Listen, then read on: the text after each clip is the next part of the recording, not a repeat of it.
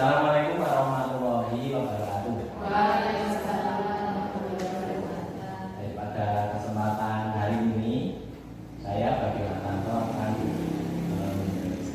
mengistimasikan tentang budaya positif, yaitu terkait dengan kegiatan saya mengikuti PDP angkatan 8.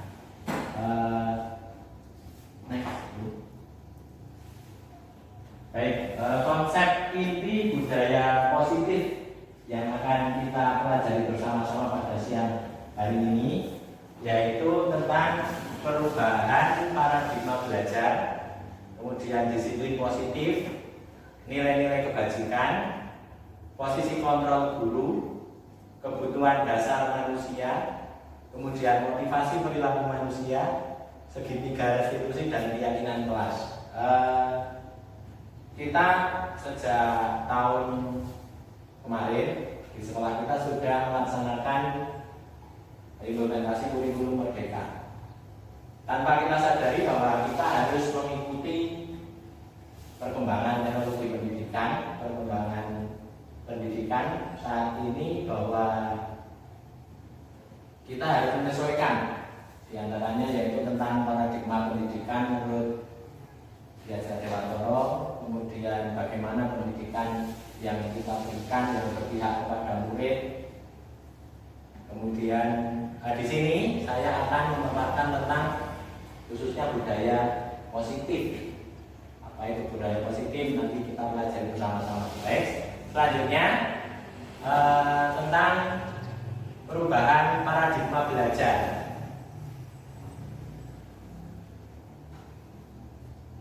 Baik, apa itu budaya positif?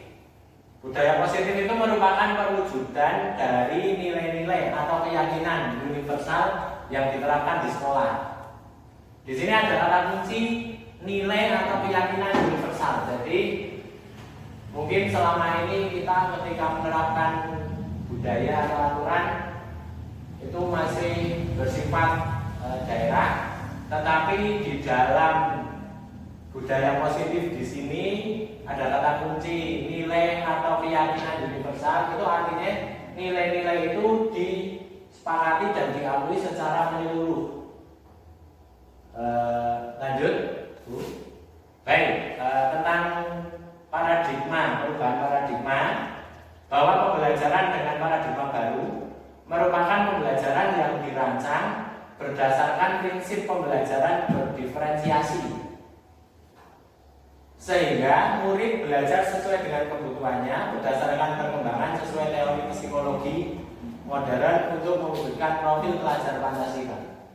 Bapak Ibu yang sudah mengajar kelas 1, kelas 4, tahun ini kelas 5 dan kelas 3 tentunya sudah memahami apa itu diferensiasi, pembelajaran dengan diferensiasi. Jadi kita harus memahami bahwa anak-anak kita ini memiliki kemampuan, memiliki pola belajar atau model belajar, cara belajar yang berbeda-beda. Maka kita sebagai guru harus melayani masing anak-anak tersebut. Tetapi bukan berarti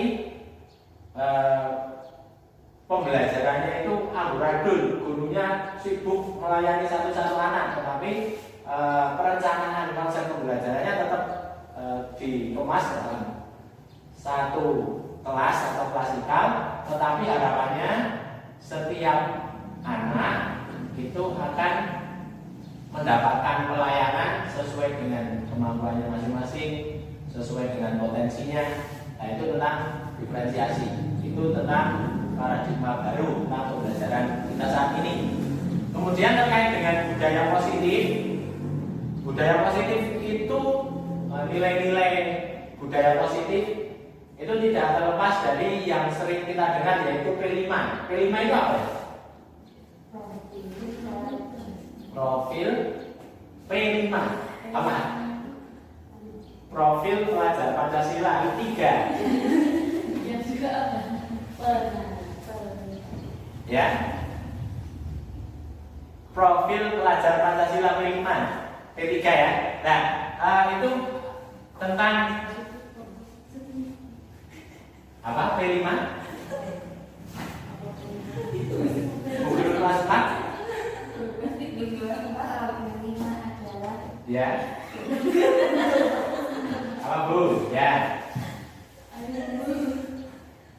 Proyek penguatan profil. Iya, itu programnya, program pemerintahnya itu P5 program dalam pendidikan kita itu P5.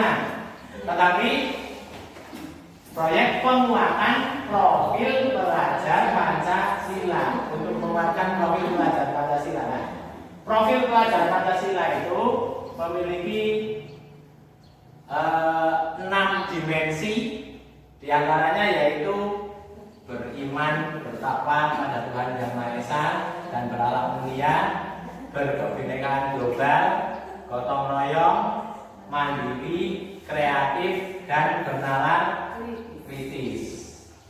Selanjutnya, baik. Kemudian tentang disiplin positif yang akan kita terapkan ke anak-anak itu tentang disiplin positif melalui budaya positif, diantaranya anak-anak akan disiplin, tapi disiplinnya positif. Sekarang sebelum kita bahas ini, saya bertanya dulu. Menurut Bapak Ibu, kalau anak yang disiplin itu anak yang bagaimana? Sesuai aturan, ya Bu Fatma. Anak disiplin itu sesuai aturan. Kalau Bu Afina? Memenuhi kewajibannya. Memenuhi kewajiban. Ada lagi yang berpendapat disiplin itu sesuai aturan. Berarti menurut Bu Fatma, anak yang disiplin itu melaksanakan perbuatannya karena takut dengan aturan. Karena kesadaran. Aku Kesadaran. karena kesadaran diri baik. Nah, kita lihat. Kewajibannya. Oh iya, kita lihat bersama-sama. Disiplin positif ini merupakan cara penerapan disiplin yang mengajarkan anak bertanggung jawab dan menumbuhkan kesadaran diri berdasarkan nilai-nilai kebajikan. Murid yang menyadari berdasarkan motivasi internal, bukan karena terpaksa oleh hukuman atau ujian atau aturan. Jadi saya melakukan itu karena aturan, tidak seperti itu harapannya. Bukan karena takut hukuman, bukan karena ingin dipuji. Seperti itu. Lanjut Bu. Baik, nah ini tentang nilai-nilai kebajikan. Nilai-nilai kebajikan yang kita harapkan atau yang akan mungkin nanti akan diterapkan di kelas kita. Kalau menurut profil pelajar Pancasila itu tadi ada berapa dimensi? Ya, ada 6 dimensi tadi kita sudah bahas. Di sini ada contoh nilai kebajikan institusi atau organisasi. Kalau menurut IBO Primary Year Program PYP itu nilai-nilai kebajikan di sini terdiri dari toleransi, rasa hormat, integritas, mandiri, menghargai, antusias, empati, keingintahuan, kreativitas, kerjasama, percaya diri, dan komitmen. Menurut keterampilan hidup atau berdasarkan keterampilan hidup dapat dipercaya, lurus, kemudian lurus hati, kemudian pendengar yang aktif, tidak merendahkan orang lain, dan memberikan yang terbaik dari diri. Kalau misalkan ada anak yang kalau saya sampaikan dalam bentuk kalimat, misalnya ada anak yang selalu datang tepat waktu, itu termasuk nilai kebajikan atau bukan? Iya, itu nilai kebajikan. Datang tepat waktu itu nilai kebajikan. Baiklah, nanti kita akan pelajari bersama. Datang tepat waktu, mengerjakan tugas dengan sungguh-sungguh, itu apakah termasuk nilai kebajikan? Iya, baik. Nanti kita akan pelajari bersama. Sekarang lanjut. Sekarang saya akan mengajak Bapak Ibu nanti silakan berpasangan. Di sini Anda dan teman Anda akan melakukan kegiatan. Cobalah buka. Anda adalah A, Pak Roman A. Pak Roman mau dengan siapa? Pak Roman. Ya sekarang Pak Roman misalnya A. Pak Roman ya. Tugas Anda adalah mengepalkan salah satu tangan Anda. Coba Anda bayangkan bahwa Anda menyimpan sesuatu yang sangat berharga di dalam kepalan tangan Anda. Emas. Anda perlu menjaga benda tersebut sekuat tenaga karena begitu pentingnya untuk kehidupan Anda. Tugas B, Bu Yaya, rekan Anda adalah mencoba dengan segala cara untuk membuka kepalan tangan Anda. Mana Anda B, Bu Yaya ya di sini boleh membujuk, menggelitik, mengintimidasi, memarahi teman-teman. Supaya emas yang ada di bagian teman-teman itu dibuka, memarahi, menggoda, bahkan menawari, iming-iming sesuatu agar Anda bersedia membuka kepala tangan Anda. Coba Pak Roman, tetap dibuka. Tetap bisa.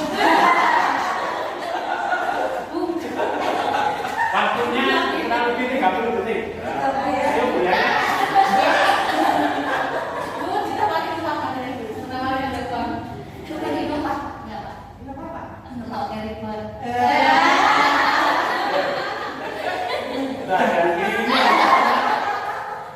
Ya baik, dari kegiatan tersebut,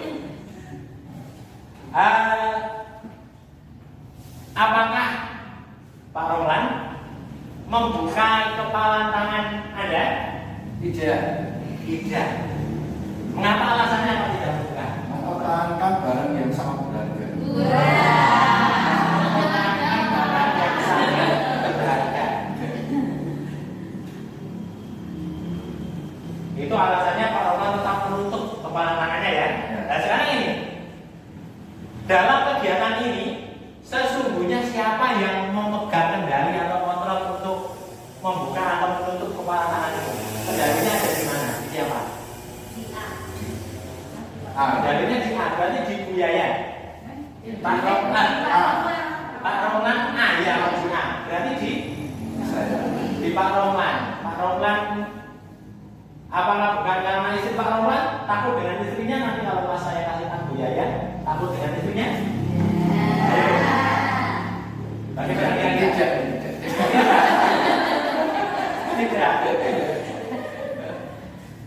Oh berarti benar-benar dari Hati nurani. baik. Sekarang coba lanjut. Silakan Bapak Ibu. Siapa yang sesungguhnya memegang kontrol? Coba itu dibaca. Coba.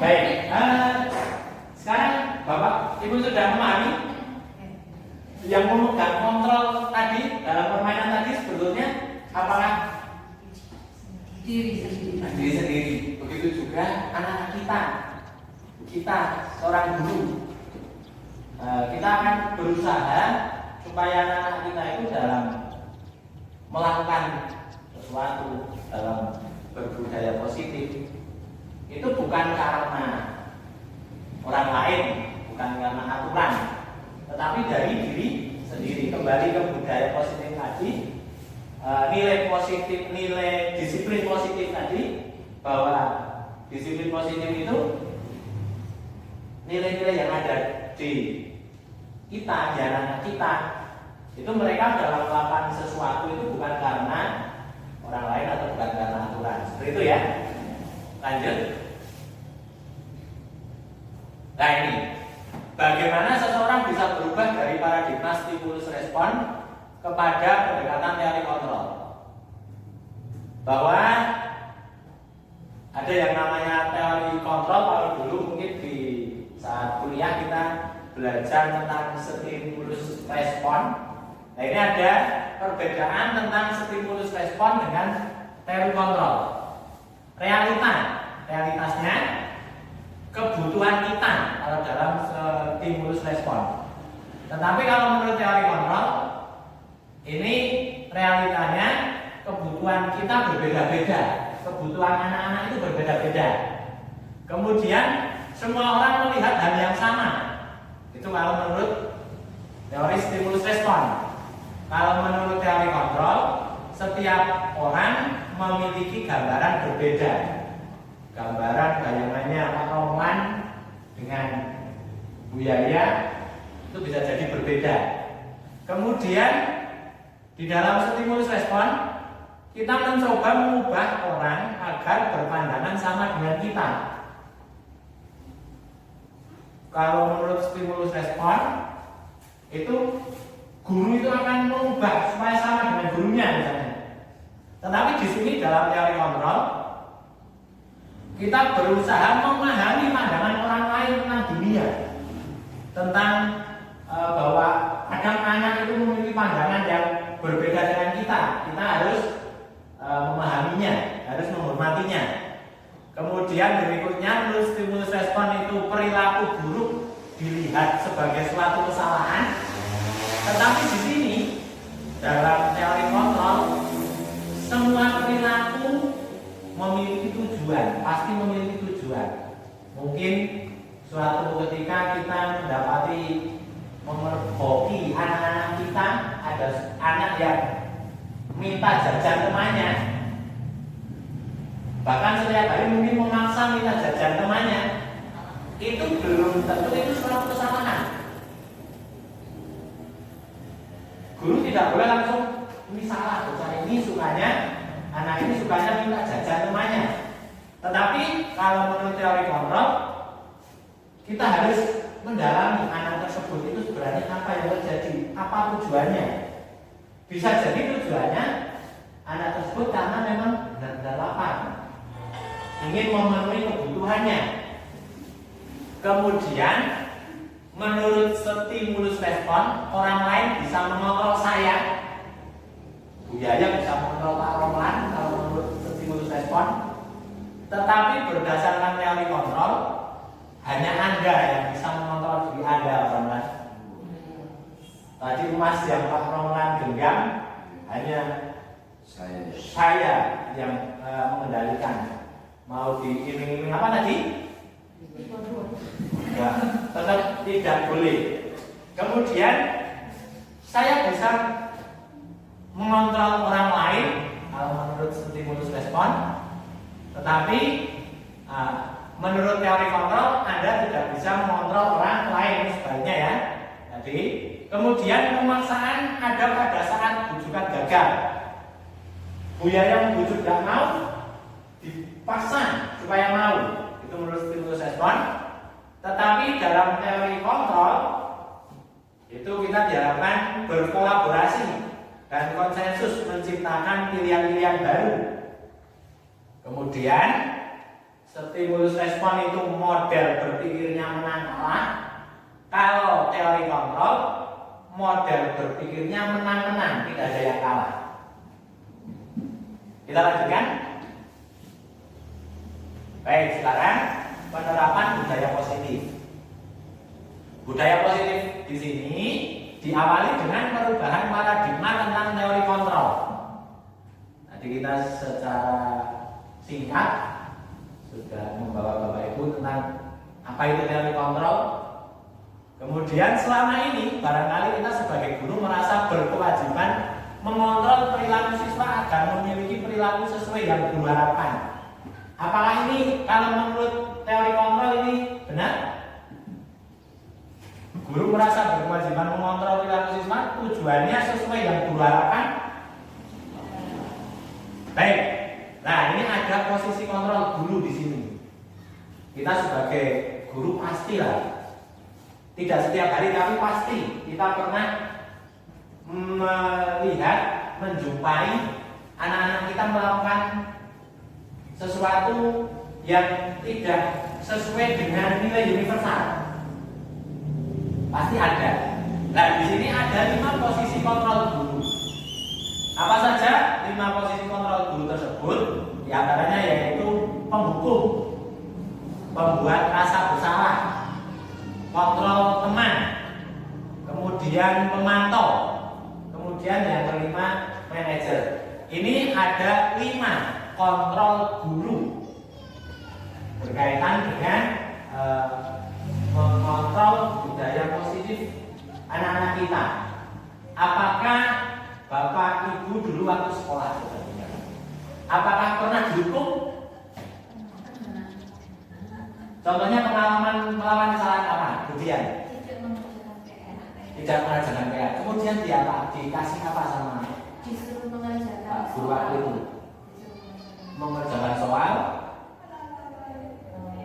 PR-nya itu di sekolah disuruh mengerjakan di luar. Oh, disuruh mengerjakan di luar. Bukannya suruh mengerjakan itu tujuan guru itu baik supaya kemudian juga bisa dalam pembelajaran tersebut. Kira-kira itu berarti seorang guru dari Budian tersebut itu menggunakan teori kontrol yang mana? Waktu itu Budian ketika tidak mengerjakan PR disuruh keluar harus mengerjakan di luar. Bisa lebih dari satu? Bisa, Pak? Bisa. Yang Anda rasakan seorang guru tersebut menggunakan posisi kontrol mana? Penghukum. Terus mengerjakan di luar. Terus Ya. juga membuat rasa bersalah. Membuat rasa bersalah. Begitu. Baik, sekarang kita pelajari satu-satu ya tentang menghukum, membuat rasa bersalah, teman, memantau, manajer. Selanjutnya yaitu tentang penghukum. Seorang penghukum bisa menggunakan hukuman fisik maupun verbal. Orang-orang yang menjalankan posisi penghukum senantiasa mengatakan bahwa sekolah memerlukan sistem atau alat yang dapat lebih menekan murid lebih dalam lagi. Guru-guru yang menerapkan posisi penghukum akan berkata, "Patuhi aturan saya," atau "Awas, kamu selalu saja salah." Selalu, pasti selalu. Yang terakhir, selesai. Ya sudah. Bapak Ibu pernah mendengar kata seperti itu atau bahkan pernah mempraktekkan? Saya yang mengalami. Mengalami. Waktu menjadi murid atau menjadi guru? Iya, waktu jadi murid. Jadi murid. Oh iya. Bagaimana perasaan Anda? Nah, yang pertama pasti takut. Takut, ya. Ada rasa bersalah juga. Ada salah. Apakah setelah mendapat hukuman lantas kemudian berubah menjadi lebih baik? Pas waktu itu kasusnya Satu kelas. ya, terus secara verbal gitu. Ya. Verbal juga. Ya ada beberapa yang efek, tapi juga ada beberapa yang Ada yang efek, ada yang tidak baik.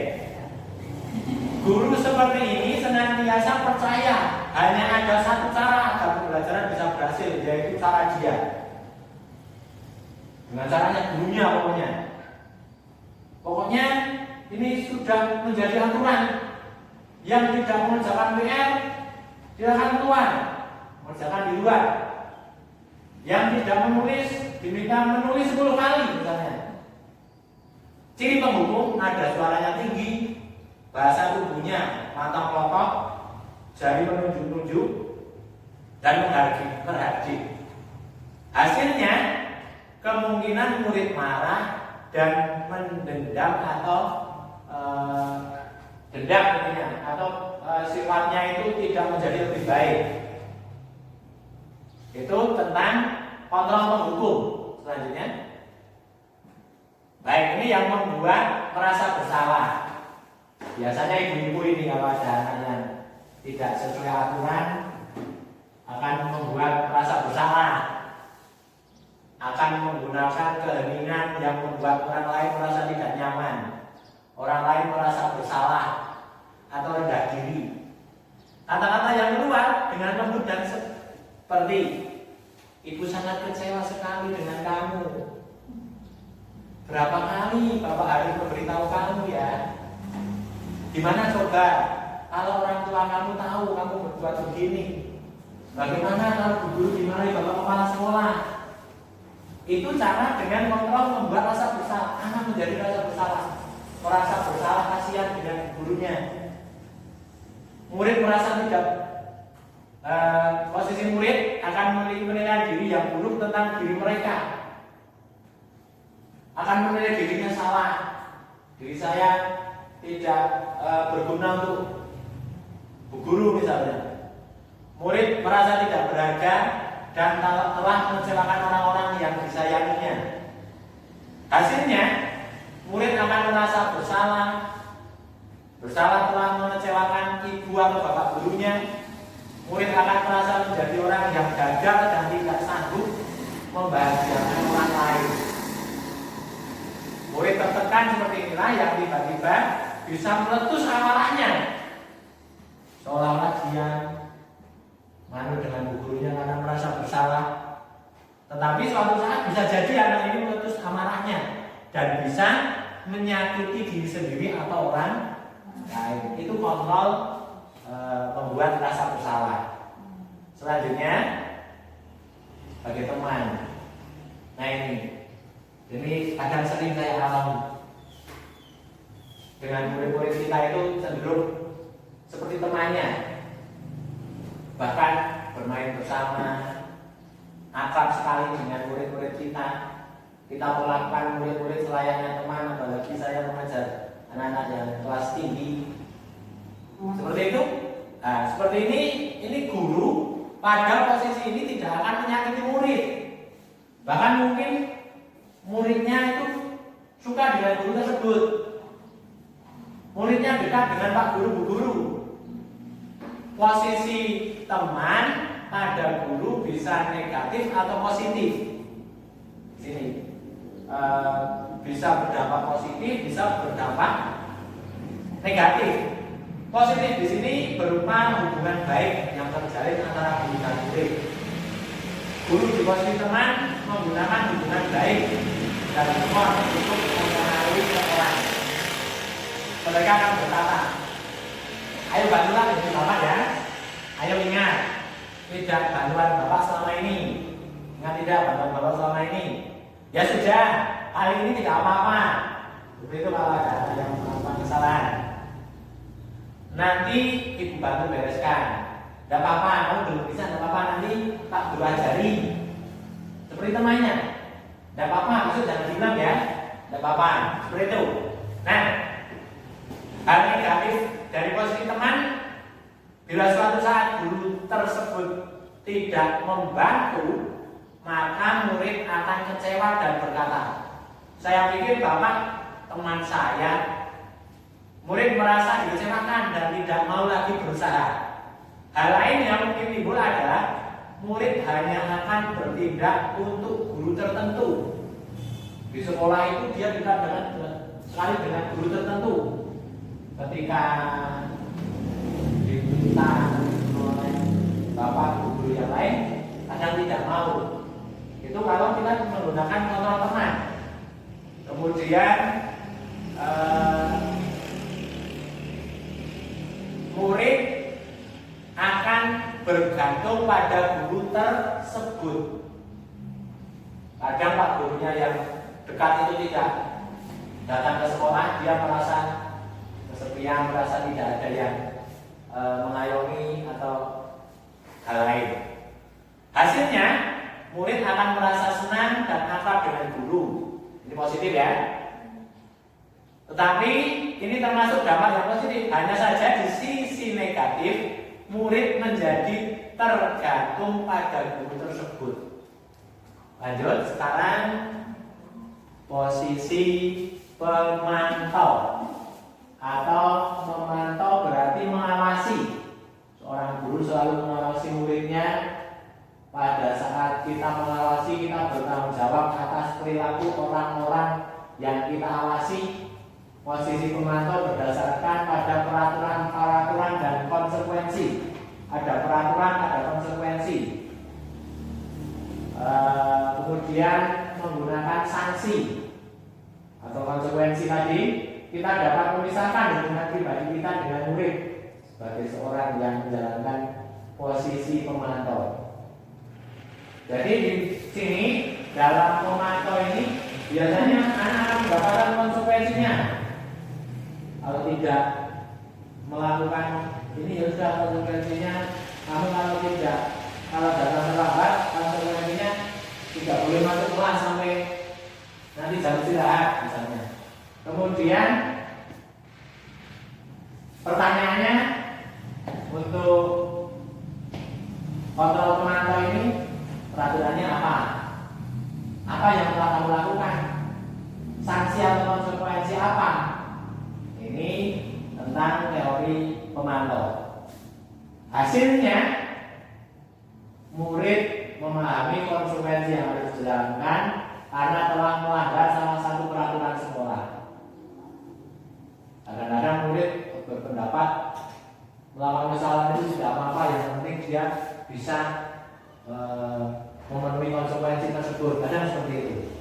Dan selanjutnya yang terakhir, yang ini teori manajer.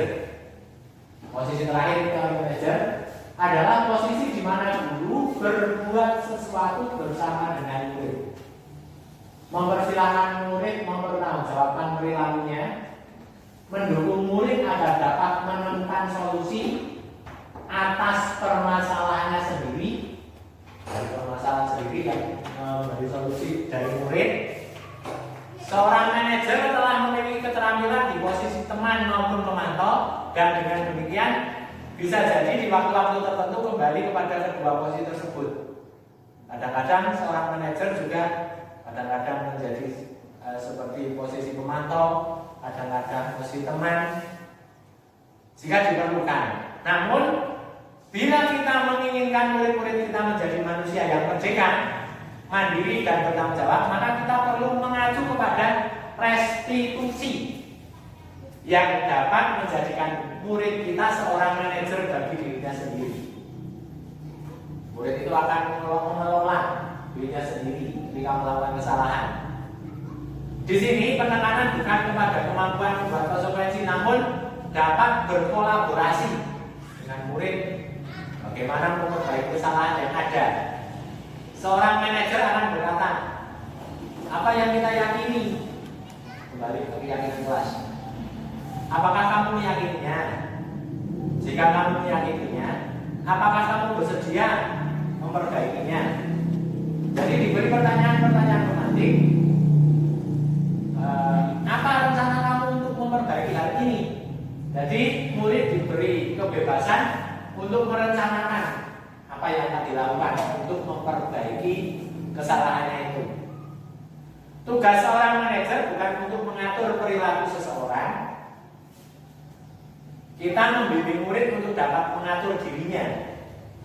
Untuk mengatur dirinya, jadi kita akan mengarahkan murid akan mengatur dirinya. Seorang manajer bukannya memisahkan murid dari kelompoknya, tapi mengembalikan murid tersebut ke kelompoknya dengan lebih baik dan kuat. Lanjut. Posisi kontrol yang mana yang paling sesuai? Setelah kita pelajari dari ya, posisi kontrol manajer yang paling sesuai kita terapkan ke anak kita itu manajer. Kita tidak menghukum, kita tidak membuat murid merasa bersalah, tetapi harapannya kita akan mengajak murid timbul dari dirinya untuk memperbaiki ketika dia melakukan kesalahan. Akan mempersilahkan murid mempertanggungjawabkan perilakunya, menemukan solusi atas permasalahannya.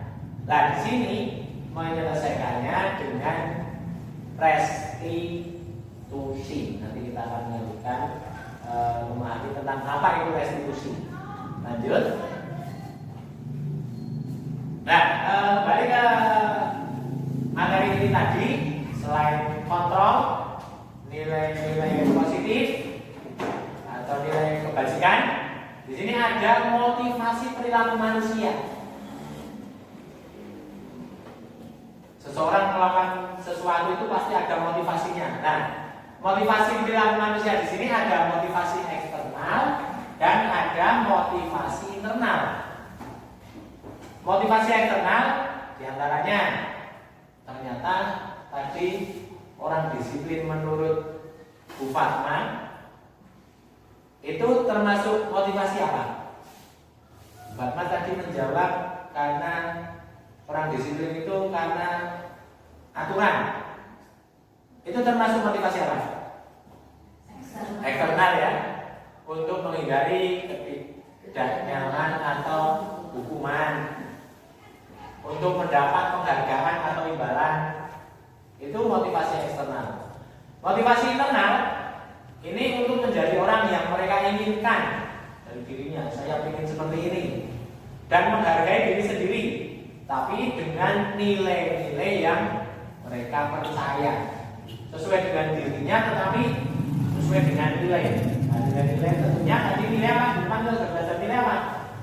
Nilai-nilai kebajikan yang diakui secara universal itu tadi. Lanjut. Baik, di sini kadang-kadang anak-anak kita melakukan sesuatu itu juga tentunya ada alasannya kan? Maka kita sebagai guru juga harus berusaha, senantiasa berusaha mencari tahu kalau ada anak yang melakukan sesuatu tidak sesuai dengan nilai itu karena apa.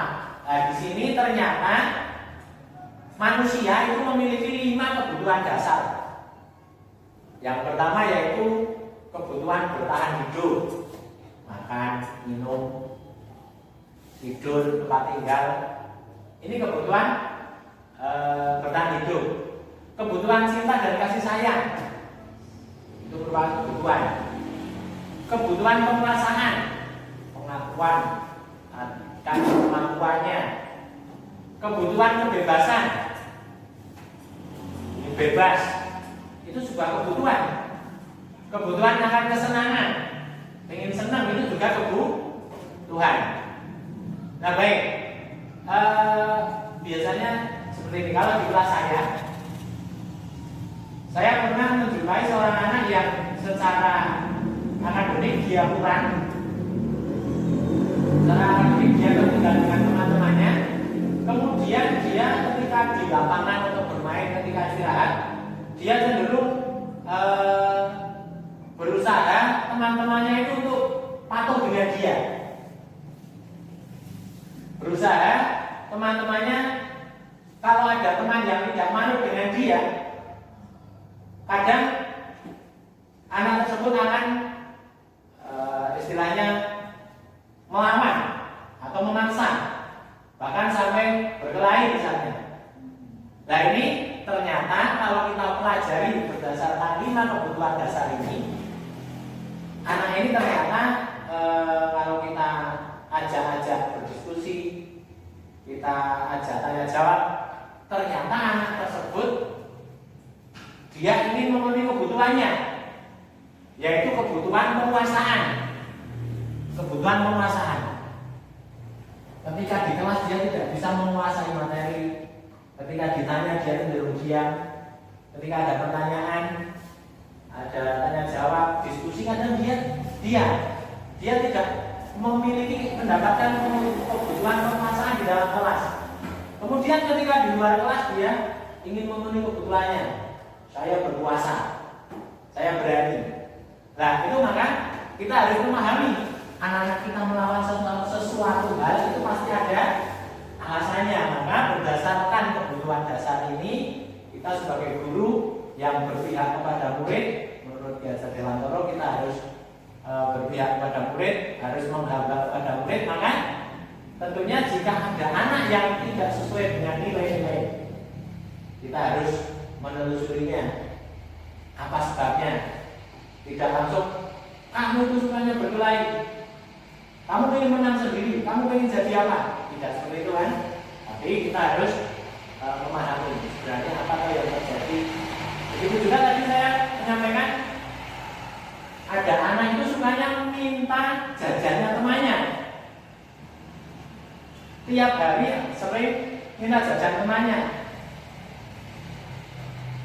Bisa jadi ketika kita kadang-kadang seorang guru, kita dulu sebelum belajar materi ini, Kadang-kadang kita menjas anak kita ya, anak ini seperti ini, anak ini seperti ini. Tetapi coba kita ajak diskusi, kita ajak berbicara bersama anak-anak tersebut. Bisa jadi melakukan sesuatu itu karena kebutuhan bertahan hidup. Dari rumah belum sarapan, bahkan uang saku mungkin tidak diberi oleh orang tuanya, sehingga dia melakukan seperti itu. Maka kita sebagai guru juga selain anak kita bawa untuk menemukan solusinya sendiri, kita sebagai guru tidak boleh langsung menyalahkan murid. Seperti itu. Lanjut. Nah, ini ada contoh kasus. Iva kurang menguasai pelajaran matematika. Coba dibaca teman-teman yang keras. Iva kurang menguasai pelajaran matematika sehingga pada saat pelajaran tersebut berlangsung, dia lebih banyak berdiam atau menggambar di buku pelajarannya. Pada saat guru matematikanya, Pak Seno menanyakan pertanyaan, Iva menjadi gugup dan tak sengaja menjatuhkan tasnya dari kursi, serta tiba-tiba menjadi gagap pada saat berupaya menjawab. Seluruh kelas pun tertawa melihat perilaku Iva yang bicara tergagap dan terkejut tersebut. Pak Seno pada saat itu membiarkan teman-teman Iva menertawakan Iva yang tergagap dan malu luar biasa, dan malahan minta Iva untuk maju ke depan dan berdiri di depan kelas sambil menunjuk ibunya karena tidak bisa menjawab pertanyaan Pak Seno. Kelas makin gaduh dan anak-anak pun tertawa melihat Iva di depan kelas memegang ujung ibunya. Jawablah kedua pertanyaan ini dan berilah minimal 2 tanggapan terhadap jawaban rekan Anda. Apakah Anda setuju dengan tindakan Pak Seno terhadap Iva?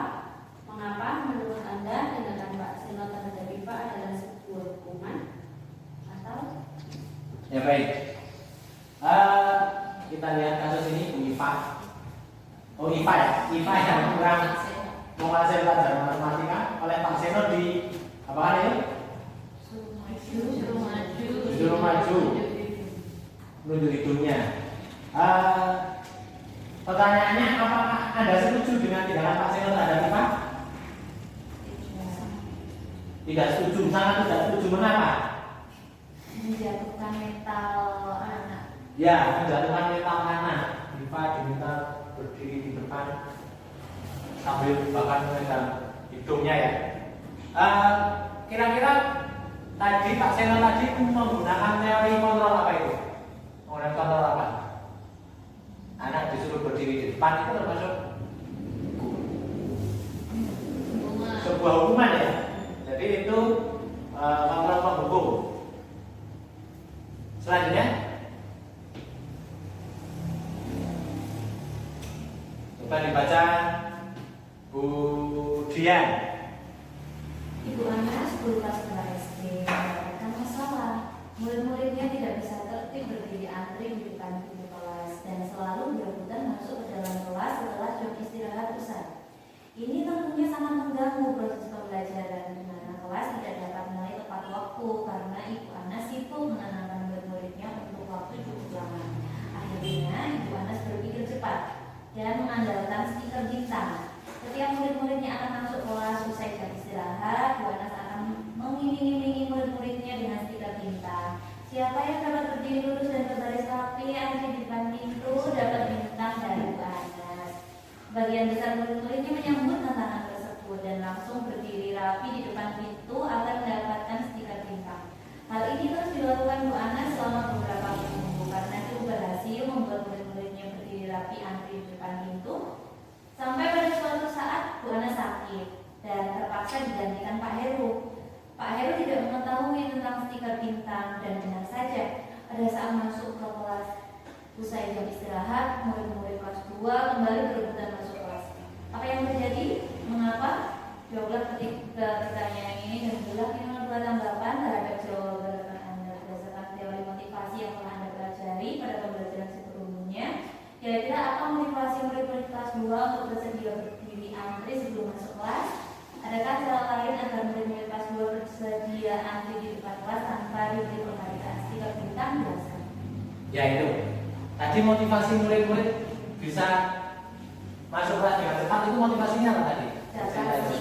Dapat stiker bintang. Ternyata ketika Bu Iva tidak masuk, Bu Iva, guru lain itu tidak menyediakan stiker bintang, murid-muridnya bagaimana?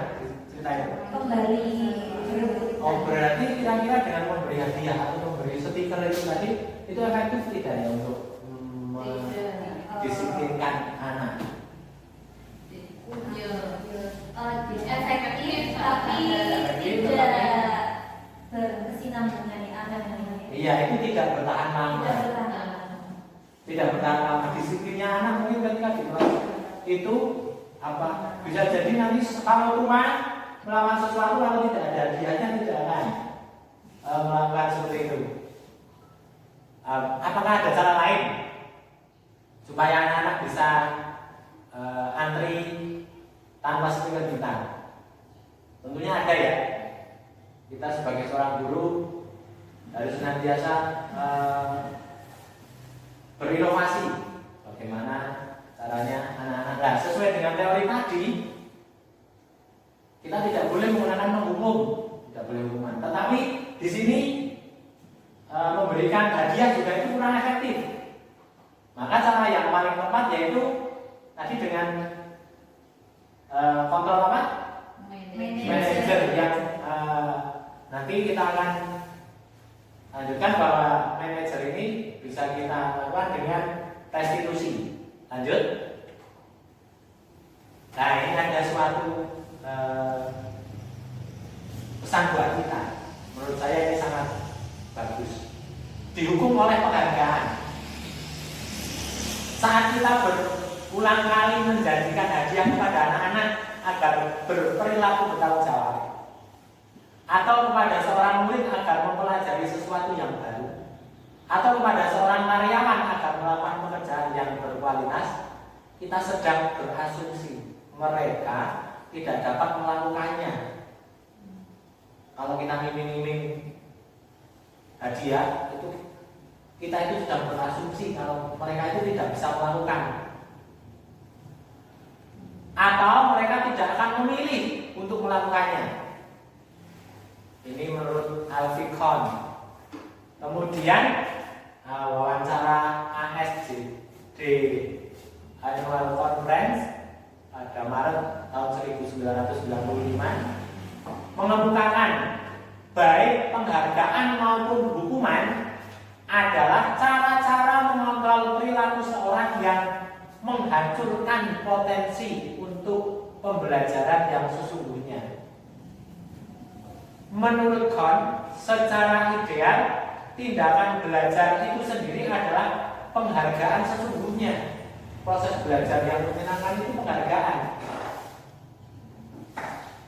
Jadi ternyata penghargaan itu suatu hukuman, dihukum oleh penghargaan. Hukumannya jangka panjang, maksudnya yang akan didapat itu jangka panjang.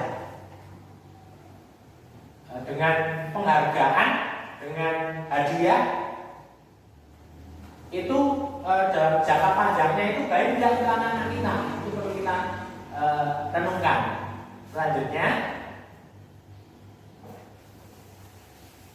nah baik, tadi berulang kali untuk mempraktekkan atau melayani murid dengan teori kontrol manajer, itu kita bisa menggunakan restitusi. Apa itu restitusi? Restitusi adalah proses menciptakan kondisi bagi murid untuk memperbaiki kesalahan mereka sehingga mereka bisa kembali pada kelompok mereka dengan karakter yang lebih kuat. Restitusi juga merupakan proses kolaboratif yang mengajarkan murid untuk mencari solusi untuk masalah mereka dan membantu murid berpikir tentang orang seperti apa yang mereka ingin menjadi atau tujuan mulia, dan bagaimana mereka harus memperlakukan orang lain. Gosen 2004. Selanjutnya, next.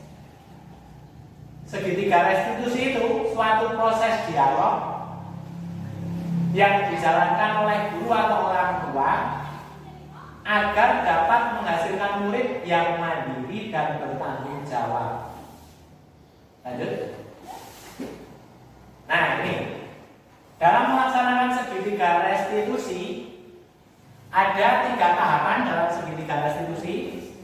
Dari sini menstabilkan identitas, kemudian validasi tindakan yang salah, kemudian langkah berikutnya menanyakan keyakinan. Kita bisa setiap orang pasti pernah melakukan kesalahan atau keyakinan kelas. Kira-kira peraturan atau keyakinan ya yang cocok kita terapkan sekarang di sekolah. Nah, peraturan atau keyakinan, nah, keyakinan kelas ini merupakan nilai yang disetujui serta disepakati oleh seluruh pihak dalam kelompok tertentu, disetujui bersama. Sifatnya lebih abstrak dibandingkan peraturan kelas. Peraturan kelas dibuat secara lebih mendetail dan konkret. Contohnya, murid harus hadir di sekolah pukul 7, itu contoh peraturan. Murid hadir di sekolah pukul 7 itu berarti masuk nilai apa itu? Disiplin. Nilai disiplin. Saling menghormati. Hormat itu nilai. Next. Baik, mengapa keyakinan kelas? Mengapa tidak peraturan kelas saja? Mengapa kita memilih peraturan tentang penggunaan helm pada saat mengendarai kendaraan roda 2? Tentu alasannya itu demi keselamatan, keamanan. Mengapa kita memiliki peraturan tentang menggunakan masker? Ini tentunya juga karena kesehatan, keselamatan. Nah, kesehatan, keselamatan di sini ini termasuk nilai kebajikan yang diakui secara universal. Contohnya ketika pandemi di seluruh dunia meyakini bahwa memakai masker itu, orang memakai masker itu karena keselamatan, karena kesehatan. Itu contoh dalam memahami bedanya apa keyakinan dan peraturan. Jadi kita dalam melakukan sesuatu hal itu lebih cenderung ke keyakinan. Dasarnya keyakinan, bukan aturan. Seperti itu. Kita akan membawa anak-anak kita juga seperti itu.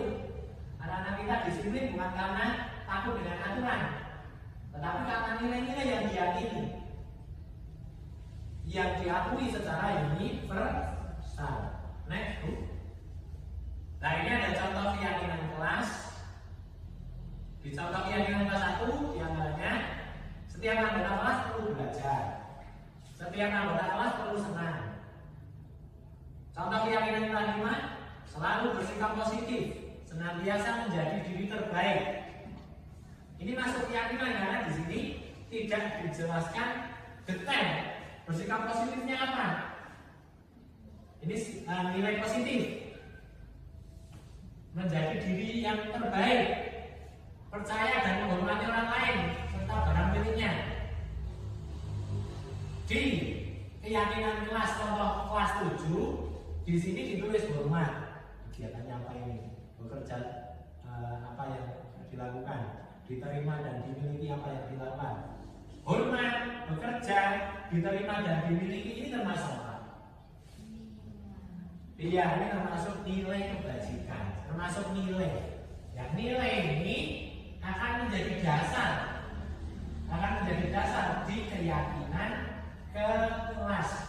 Sesuai kembali ke disiplin positif tadi, bahwa disiplin positif, disiplin itu dasarnya bukan aturan, tetapi dasarnya nilai-nilai keyakinan di dalam hati kita, di dalam diri kita. Seperti itu. Kemudian next. Baik, di sini ada langkah membuat keyakinan kelas. Besok Bapak Ibu pas ini di tahun ajaran baru, kita bersama murid-murid di kelas masing-masing akan membuat keyakinan kelas. Apa saja langkahnya? Yang pertama, yaitu mengubah peraturan menjadi kalimat positif. Aturan-aturan yang sudah ada itu bisa digunakan, tapi nanti akan diubah menjadi kalimat positif. Menyalurkan peraturan menjadi nilai kebajikan. Berdiskusi mengenai perilaku yang mencerminkan keyakinan kelas. Selanjutnya, berdiskusi mengenai peran warga kelas, meninjau ulang keyakinan kelas dari waktu ke waktu. Yang kemudian di akhirnya hasil keyakinan yang dibuat itu akan dipasang di kelas Bapak Ibu masing-masing. Nah, bagaimana langkah-langkah ini dilaksanakan? Yang pertama, tadi mempersilahkan warga sekolah atau murid di sekolah untuk bercurah pendapat tentang peraturan yang perlu disepakati. Curah pendapat dulu tentang aturan yang akan disepakati. Kemudian anak-anak diberi kesempatan untuk memberikan pendapatnya tentang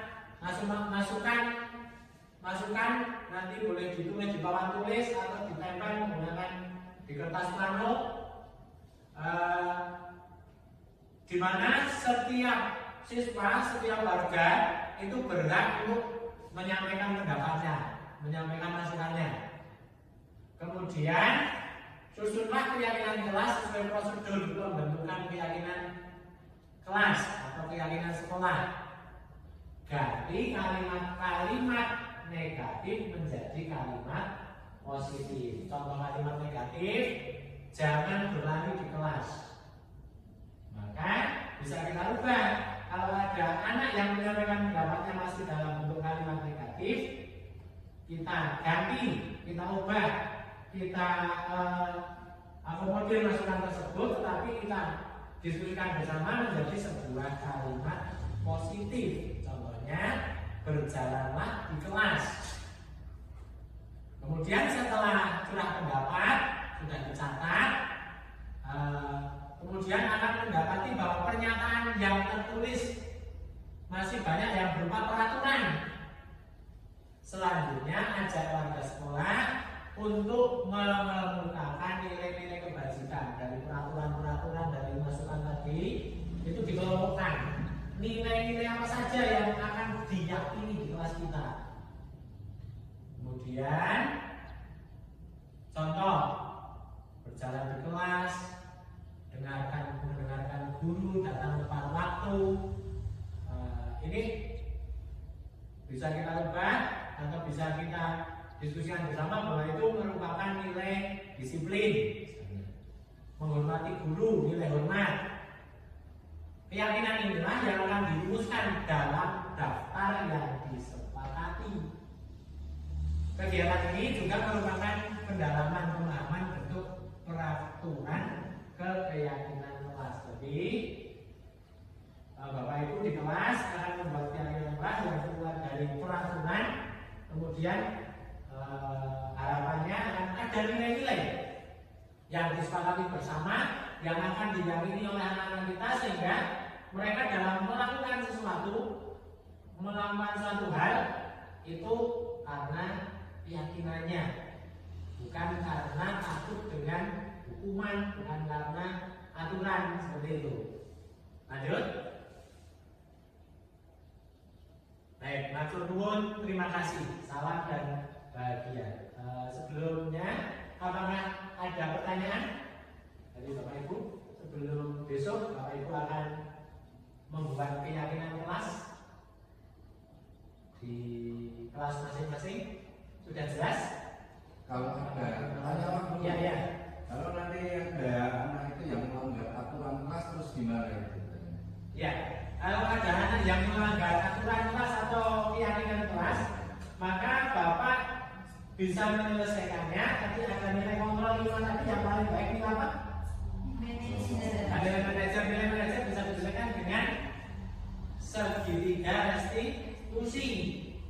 Bapak tidak langsung menghukum anak tersebut, tidak langsung menyalahkan anak tersebut, tetapi anak tersebut diajak duduk bersama, kemudian ditanya. Langkah yang pertama yaitu dengan menstabilkan identitas, dengan tanya jawab, dengan penguatan apa yang kamu lakukan.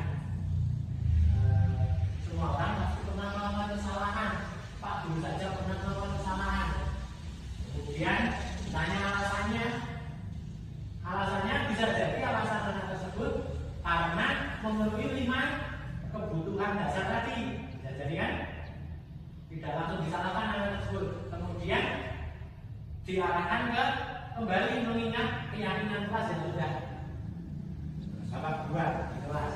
Kira-kira yang kamu lakukan sesuai dengan keyakinan kelas kita atau tidak? Keyakinan kelas yang mana yang tidak sesuai yang kamu lakukan ini? Kemudian dengan segitiga restitusi, anak tadi yang terakhir diberi kesempatan untuk mencari solusinya sendiri. Seperti itu ya, Pak Roman? Ya. Ya. Ada lagi? Kalau tidak ada, kiranya cukup sekian dari saya. Ada kurangnya mohon maaf. Saya akhiri. Assalamualaikum warahmatullahi wabarakatuh.